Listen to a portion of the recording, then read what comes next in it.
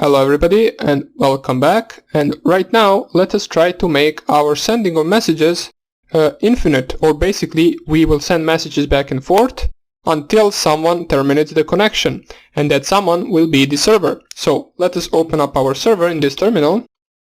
We have the same code as from the previous video, so it is everything the same. I didn't change anything.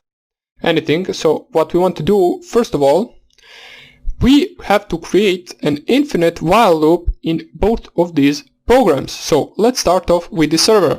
First of all, let us delete the things that we don't need.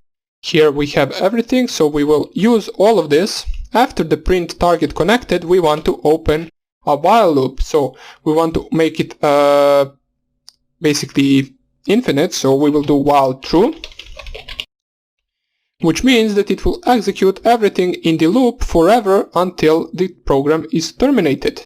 So we have to put everything right here in the while loop, so just tab it right here, target send message, answer equals target.receive, print answer, and then socket.close. Now socket.close you do not want to put in the while loop, since every time at the end of the while loop it will close the connection. So socket.close or as.close or however you named it should stay outside of the while true, basically outside of the while true loop. So here we also want to add something, so this should start off with the command or message in our case, or our input shell, and then we pipe a string input of the IP address and a local port to it. Now this is just something optional, you can just type here anything you want. I just type this so it looks prettier and so we can see from where the connection is coming from. Then we send the message, and what we want to do after that is actually have two different choices, which is basically on two different outcomes, which is basically if the message is anything else, we want to send it to the target and wait for the reply. If the message equals Q, just a simple letter Q, we want to terminate the connection.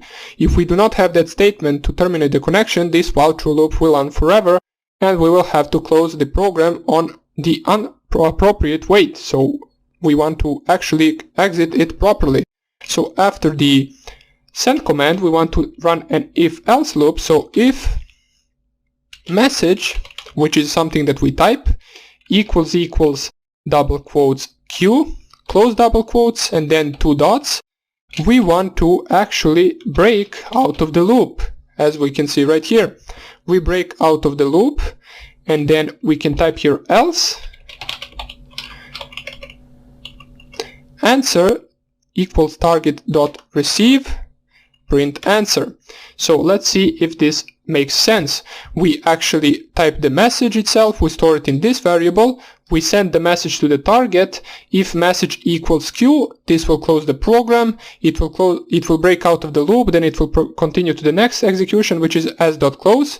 If it is not Q, it will receive a target answer, it will print the answer, and it will go to the beginning of the loop, which will prompt us with the input of another message, and that will do forever until we specify Q as a message. So this should work for the server.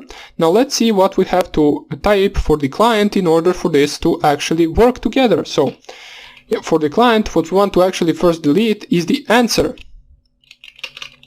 Or no, let's actually make a chat program. So what we want to do is delete these two instructions. Here we have a message equals sock.receive.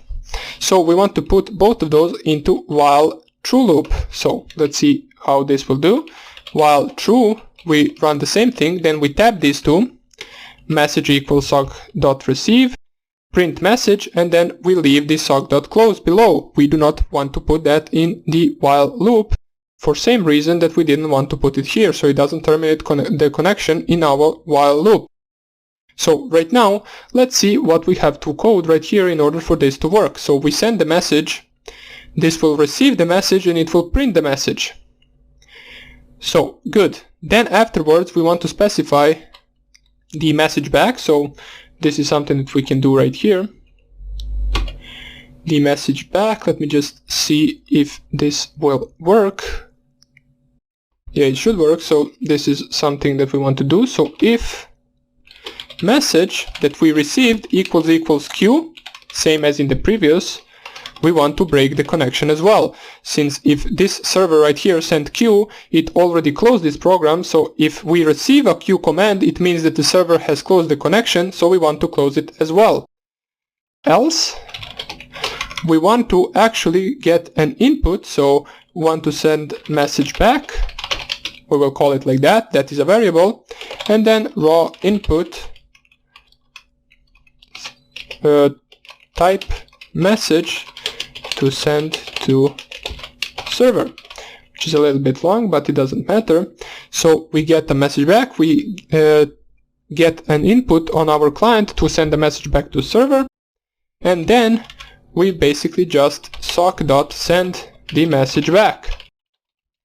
Then after that it will go back to right here, it will receive another message, then it will print the message, and we can go on forever, I believe. So let us save this, Ctrl O, then Ctrl X to exit, same as here, Ctrl O, Ctrl X to exit, and then we run our server first, listening for incoming connections, then we run the reverse shell.py. We get prompted with this shell command tool, and we will just type here hello. And we can see that the client printed out our message, and it prompts the client to type message to send to the server. And we will type here hello or hi there. Let's just type here hi there. And we can see this works perfectly. We got the message back from the client which says hi there. Then we can say what are you doing? And the client will receive our question. They can answer nothing with the slash. That was a typo. So right now, let's say we want to terminate this connection and we type here Q. They both terminate the connection. Just right here it also prints the answer, which is not necessary, but it doesn't really matter. They both successfully terminate the connection. So our simple chat program works. So this is a simple code that we wrote in order to make a chat program. But you might be asking, why are we making a chat program? Of course, our reverse shell will not be prompted anything for the target to type. We want to actually execute the commands and not exchange messages between each other.